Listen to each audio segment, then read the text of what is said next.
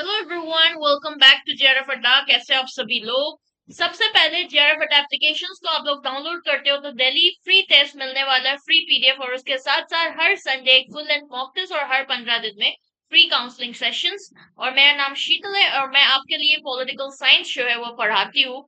ठीक है, और ये मेरा क्वालिफिकेशन है, आप लोग देख सकते हो।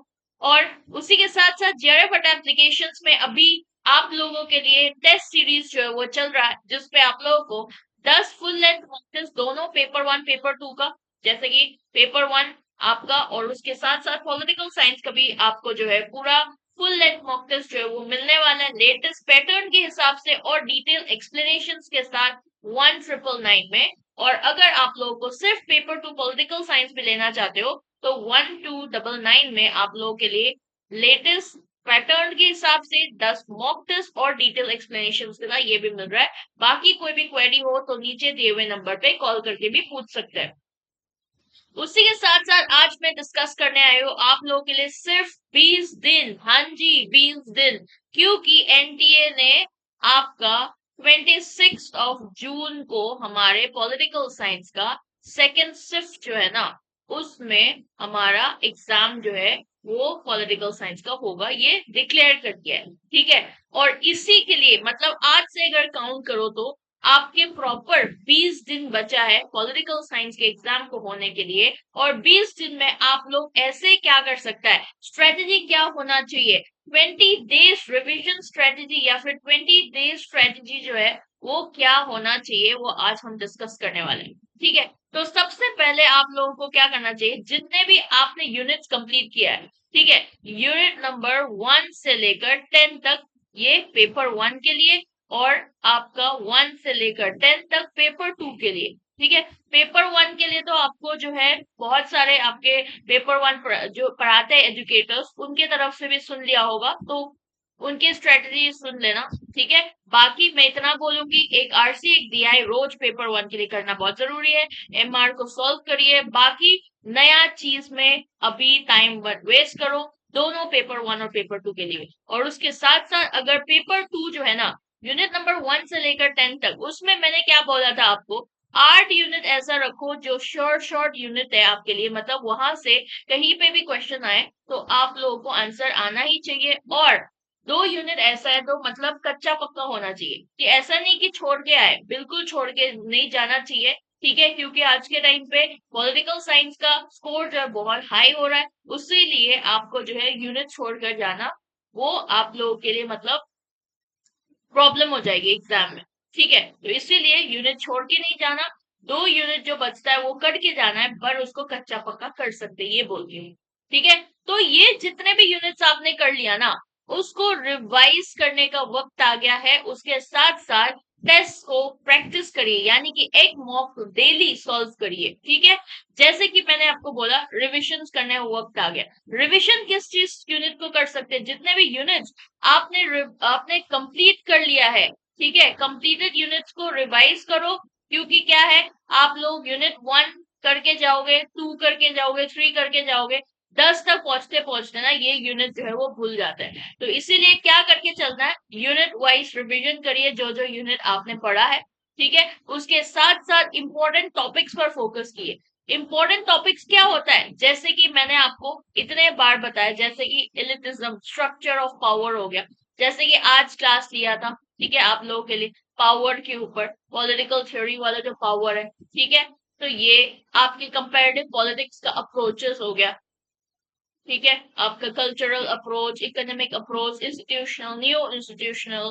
ठीक है, तो आपके इंटरनेशनल रिलेशंस का भी अप्रोचेस हो गया, रिफ्लेक्टिविस्ट अप्रोच इन आईआर। ठीक है, आपका रैशनलिस्ट अप्रोच इन आईआर, ये सारे अप्रोचेस, आपके पब्लिक एडमिनिस्ट्रेशन के थिंकर्स, ये सारे चीजें जो है ना, इसको रिवाइज करने का टाइम आ गया है, क्योंकि ये छोड़ के नहीं जा सकती। इससे हमेशा एक सवाल तो हमेशा आता है, ये सारे टॉपिक जो है रिपीटेड आता है।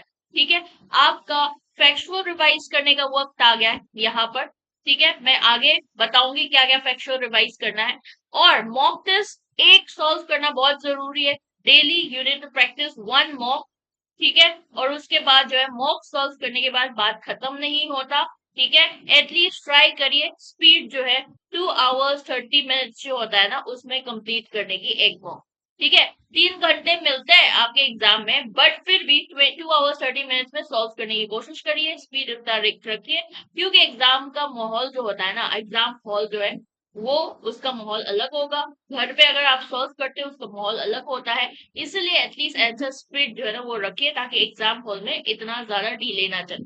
ठीक है, एनालाइज करना है मॉक टेस्ट को सॉल्व करने के बाद, क्योंकि जब आप मॉक टेस्ट सॉल्व करोगे बिना एनालाइज करे तो आपका कोई फायदा नहीं होगा। जब आप एनालाइज करोगे ना तभी आपको पता चलेगा कि मैंने अगर गलत किया तो किस वजह से किया है। तो जो गलत क्वेश्चन है ना उसका कॉन्सेप्ट जो है वो फिर से जाकर पढ़िए। ठीक है, गलत क्वेश्चंस को फिर से जाकर पढ़िए, कॉन्सेप्ट क्लियरिटी होगा, तभी आप लोगों को आगे बढ़ जाना चाहिए उस पीवाईक्यू से या फिर जो भी मॉक आप सॉल्व करें।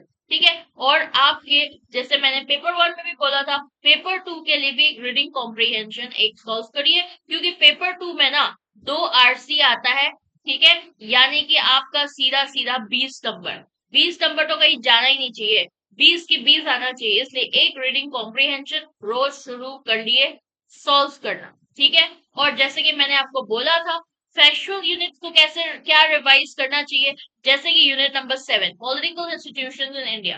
ठीक है, पॉलिटिकल प्रोसेसेस इन इंडिया, आपके कंपेरेटिव पॉलिटिक्स के आपके बहुत सारे फैक्ट्स है, 60% यूनिट जो है वो फैक्ट्स है। ठीक है, इंटरनेशनल रिलेशंस पे आपके एनवायरमेंटल कन्वेंशन हो गया, इंटरनेशनल ऑर्गेनाइजेशन हो गया, इंडियन फॉरेन पॉलिसी बहुत फैक्चुअल यूनिट है। ठीक है, तो वो सारा ईयर्स, न्यूक्लियर पॉलिसी आपके जो है, और उसके साथ साथ करंट अफेयर्स बहुत जरूरी है। करंट अफेयर्स जो है ना अभी के रिसेंट वाला नहीं, बट एटलीस्ट 6 महीने 6 मंथ्स बिफोर जो है ना वो देखना चाहिए करंट अफेयर्स। ठीक है, क्योंकि इन आपके पॉलिटिकल साइंस में जो है करंट अफेयर्स जो है वो बहुत ज्यादा पूछा जाता है। बुक्स एंड ऑथर्स, मैंने सारे बुक्स एंड ऑथर्स आपके यूनिट नंबर 1 पॉलिटिकल थ्योरी का, आपके western political thought, Indian political thought, public administration, comparative politics, IR, सबका मैंने बुक्स एंड ऑथर्स करवाया है, उसको रिवाइज करिए, क्योंकि बुक्स एंड ऑथर्स से हमेशा सवाल आता है। ठीक है, स्किप नहीं कर सकते बिल्कुल भी। इंटरनेशनल ऑर्गेनाइजेशंस पढ़ना, रीजनल ऑर्गेनाइजेशंस, उनके इंपॉर्टेंट इवेंट्स, डेट्स, कब क्या हो रहा है, जैसे कि मैंने आपको बोला अभी स्टार्ट पे थोड़ा सा एम्फोसिस देना। ठीक है, G7 अभी हो रहा है, इसलिए G7 पर थोड़ा सा एम्फोसिस देना। ठीक है, ये सारे ऐसे न्यूज पे जो बार बार रिपीट मोड पे जो थोड़ा बहुत चल रहा है ना, बार बार उभर के आ रहा है ना, इन सारे चीजों पर थोड़ा एक्स्ट्रा ध्यान दीजिए। ठीक है, और आपका जो है बॉर्डर डिस्प्यूट्स, बॉर्डर डिस्प्यूट्स, इस पे भी थोड़ा सा ध्यान ध्यान देना, ये भी पूछा जा सकता है, इस बार बहुत बार पूछा गया, इस बार भी पूछा जा सकता है। आपके इंडस वाटर ट्रीटी को लेकर जो आपके इंडिया पाकिस्तान के बीच में चल रहा है, इसको लेकर भी सवाल आया था, तो अभी भी आ सकता है इसको लेकर सवाल। ठीक है, तो ये सारे चीजों पर खास ध्यान देना बहुत जरूरी है, और उसके साथ साथ कमिटीज और commission, important cases, landmark cases, ठीक है, ये सारा चीजें जो है ना वो मिस आउट ही नहीं कर सकती, ये तो आना ही आना है, ऐसा क्वेश्चन है। ठीक है, तो ये सारे फैक्ट्स जो है उसको रिवाइज करो, क्योंकि हमेशा क्या होता है, ज्यादा फैक्ट्स आता है तो याद नहीं होता, तो इसीलिए हमेशा गलत मार्क करके आ जाता है। तो फैक्ट्स को स्कोरिंग कब होता है, जब आपको याद रहेगा। ठीक है, इसीलिए फैक्ट्स के ऊपर भी थोड़ा सा ध्यान देना। ऑल्दो पिछली बार जो है बहुत ज्यादा फैक्चुअल आ गया था, तो इसीलिए मुझे लग रहा है इस बार जो है ना एप्लीकेशन टाइप क्वेश्चंस जो है वो दबा के पूछने वाला है। ठीक है, बट कोई भी एप्लीकेशन टाइप आए, फैक्चुअल टाइप आए, आप लोगों को कंबाइन करके चलना है कि अगर एप्लीकेशन टाइप भी आए तब भी आपको कॉन्सेप्ट क्लैरिटी होगा तो आप आंसर कर पाओगे, फैक्चुअल आए तो फैक्चुअल को रिवाइज अच्छे से करिए तो आपका कॉन्सेप्ट क्लैरिटी जो वो रहेगा, तो आंसर सही जाएगा। ठीक है, इस तरीके से जाना है, फैक्चुअल इस तरीके से रिवाइज करके जाना है। ठीक है, और अब मैं आप लोगों के लिए जो है वो क्या मेन चीज जो आपके 20 दिन में क्या ऐसे कर सकता है तो वो लेकर आ रही हूँ। अगर आप यूजीसी नेट को टारगेट कर रहे हो तो कॉन्सेप्ट क्लैरिटी बहुत जरूरी है, प्रैक्टिस करना बहुत जरूरी है, और इस टाइम पर स्मार्ट रिवीजन बहुत जरूरी है। ठीक है, अगर पूरा पूरा यूनिट के यूनिट पढ़ते रहोगे ना कभी रिवीजन कंप्लीट नहीं होने वाला, क्योंकि आप लोगों को 10 यूनिट पेपर 1 के और 10 यूनिट पेपर 2 के करना है। ठीक है, और यहाँ पर आप लोगों को नया टॉपिक जो होता है ना उसको उस पर तो बिल्कुल भी नहीं जाना। अगर नहीं पढ़ा है तो नया टॉपिक को बिल्कुल भी मत छूना। This is not the time. ठीक है। पेपर 1 आपका, उसको लेकर तो मैं बोलूंगी आप लोगों को जो है ज्यादा importance DI, RC, MR, LR, ये जो ऐसे यूनिट है प्रैक्टिकल यूनिट्स, यहाँ से ना आप लोगों को सीधा सीधा मतलब पूरा पूरा नंबर जो है ले सकता है, अगर जिसको आदत हो, जिसको मैथ अच्छा लगता हो। ठीक है। और उसी के साथ साथ आप लोगों के लिए रिसर्च एप्टीट्यूड, टीचिंग एप्टीट्यूड, आप लोगों के लिए पीपल डेवलपमेंट एनवायरनमेंट, आईसीटी और हायर एजुकेशन। ठीक है। कम्युनिकेशन थोड़ा सा टफ आता है पॉलिटिकल साइंस पेपर में, क्योंकि हम लोग कम्युनिकेशन थोड़ा बहुत पढ़ते हैं। ठीक है। इवन पेपर 2 में भी सवाल आता है कम्युनिकेशन से रिलेटेड, तो इसलिए थोड़ा टफ आता है एक्स्ट्रा। ठीक है। बाकी ये जो 5 यूनिट है इसमें भी थोड़ा सा एक्स्ट्रा फोकस करना, क्योंकि यहाँ से भी बहुत अच्छे अच्छे क्वेश्चन आता है और स्कोरिंग यूनिट से ये।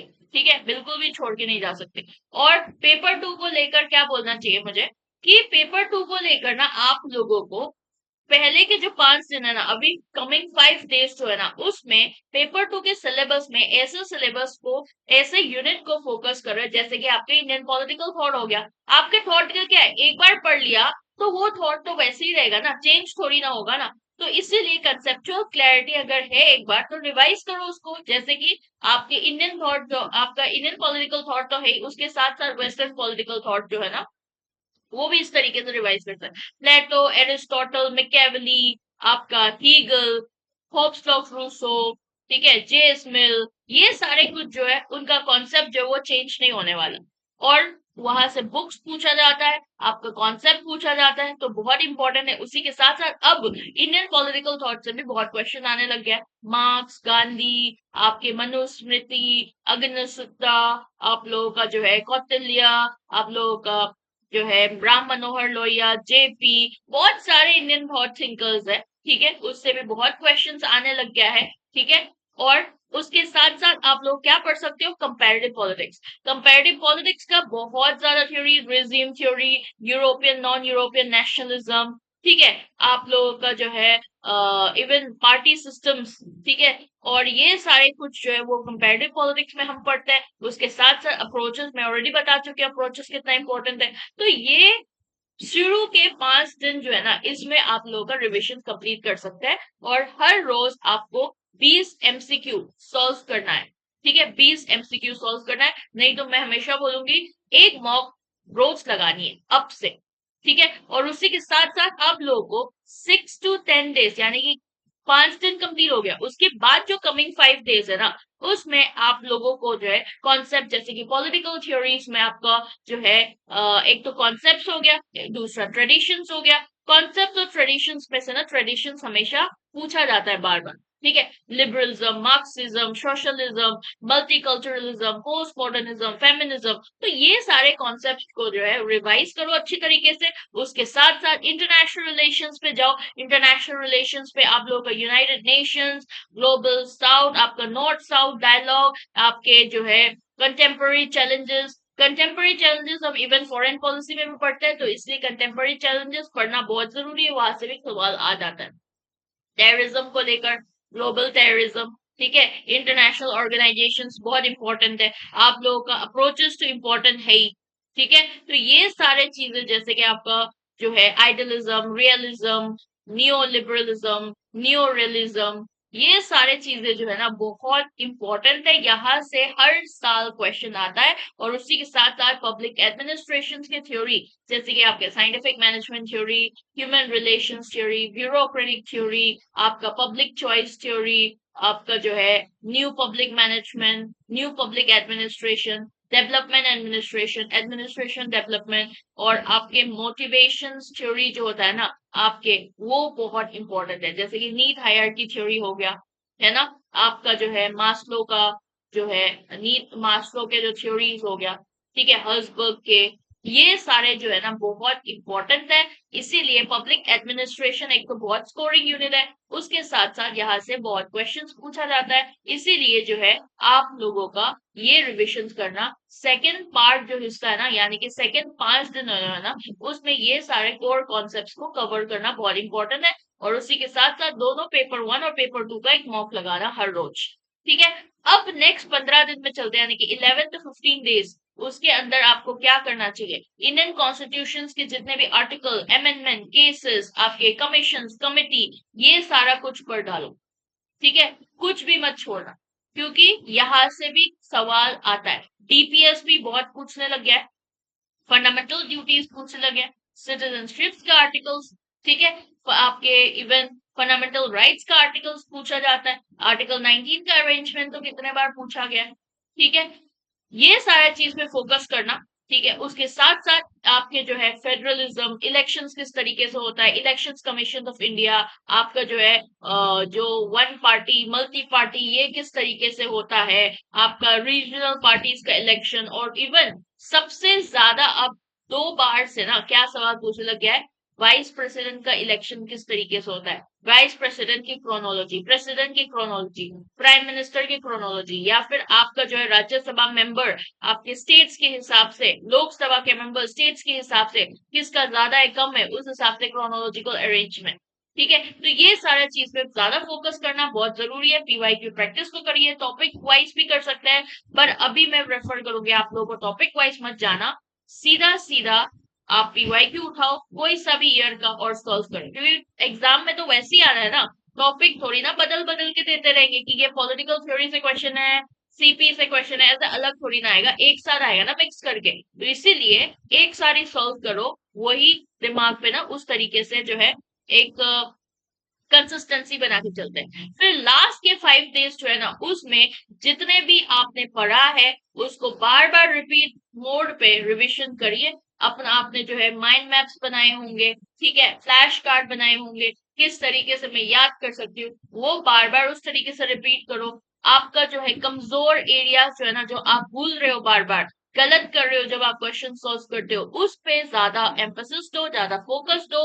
और उसके साथ साथ पेपर 1 की स्ट्रेटजी, जैसे बोला कि अगर मैथ्स अच्छा लगता है और एंड मोमेंट पे मैथ्स मत करना, क्योंकि वो ब्लंडर हो जाए, अगर आते हैं तो वेल एंड गुड है, नहीं आते तो छोड़ दे, कोई फायदा नहीं है एंड मोमेंट पे फिर सीखने की।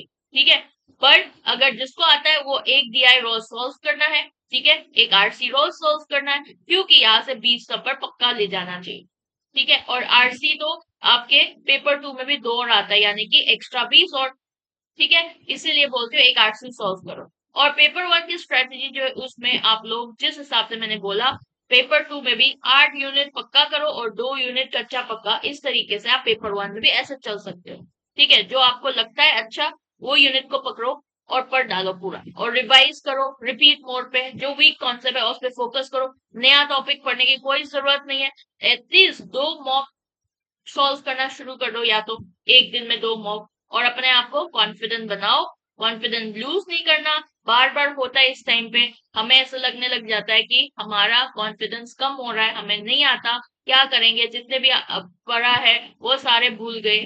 ठीक है, ऐसा होता है बार बार, पर ऐसा कुछ नहीं है, एक बार आपने क्वेश्चन देख लिया एग्जाम हॉल में सब याद आ जाता है, क्योंकि आपने पूरा फोकस के साथ पढ़ाई करा हुआ होता है। ठीक है, तो इसीलिए अपने आप को उस तरीके से पढ़िए, अपने आप को उस तरीके से प्रिपेयर करिए, और टेंशन नहीं लेना, क्योंकि एक बार टेंशन ले लिया ना तो सारे जो पढ़ा है ना वो भी भूल जाएंगे। ठीक है, बिलीव करिए, फेथ रखो, मैनिफेस्ट करो कि हाँ मेरा एग्जाम क्लियर होगा।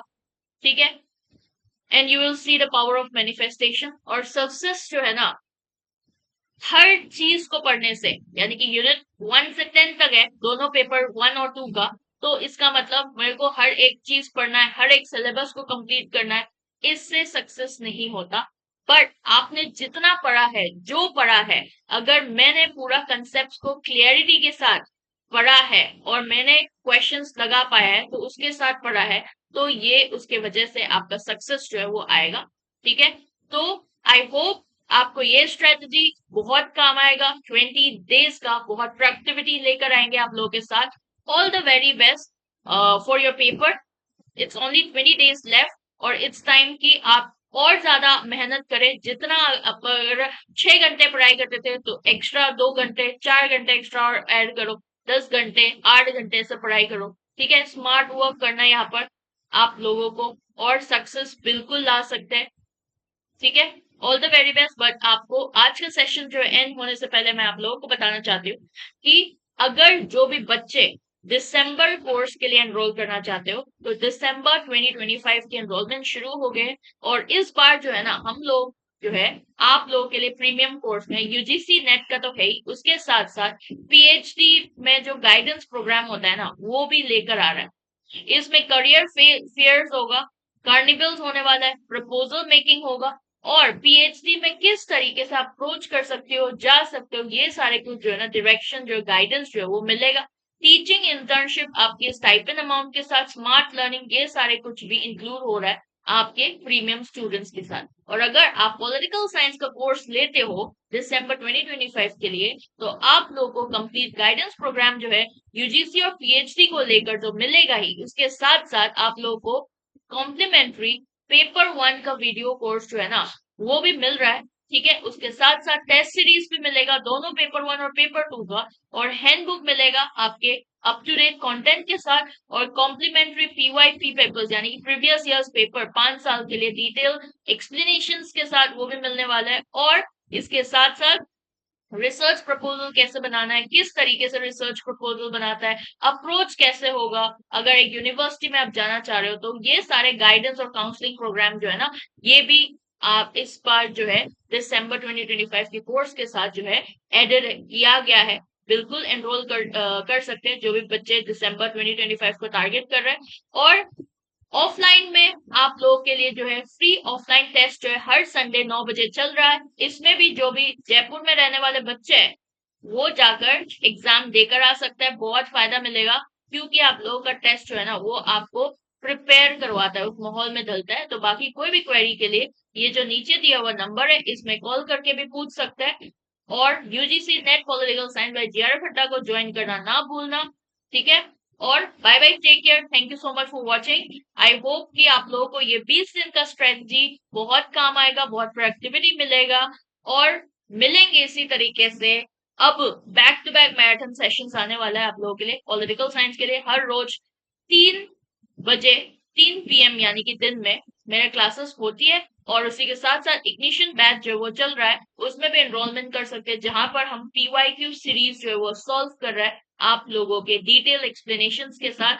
और 9:30 से आपका जो है टाइम पीरियड है, 9:30 सुबह सुबह। और ये जो है आप लोगों के लिए बहुत फायदेमंद देने वाला है रिविजन के लिए। तो फिर मिलेंगे अगले सेशंस में। Bye bye, take care and thank you so much for watching.